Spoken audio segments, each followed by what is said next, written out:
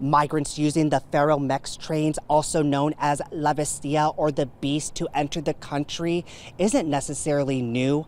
The suspension of 60 train routes throughout northern Mexico, however, has never been done before.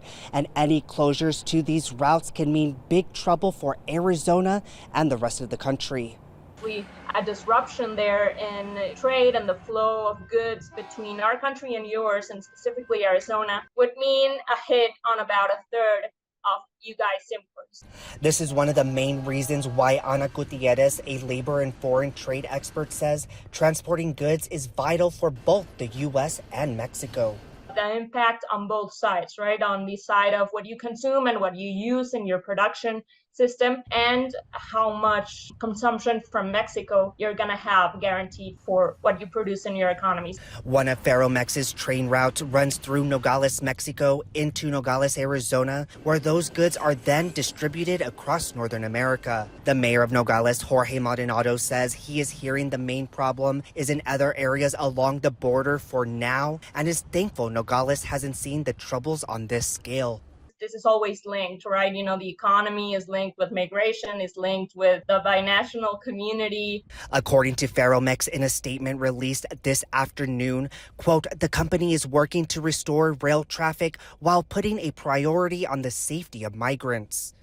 The statement adds, the railway has implemented a continuous monitoring of the presence of migrants on the routes impacted by this social problem. Hour after hour, the risk conditions are evaluated, and the restoration of safe trail traffic has been determined only on routes where there are no high-risk conditions.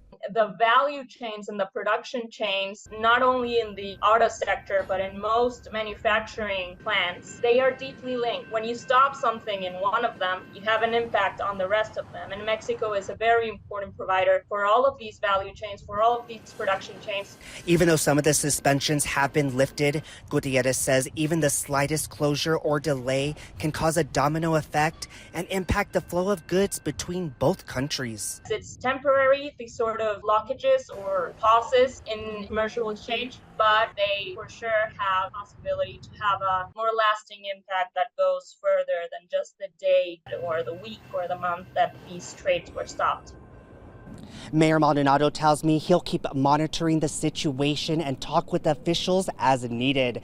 But in the meantime, he's calling on Washington to visit parts of the southern border to see the reality, because he says any disruption to the legal immigration system, whether that be train routes being suspended or border crossing times doubling, could be damaging to both countries. Reporting in Nogales, Alex Valdez, back to you.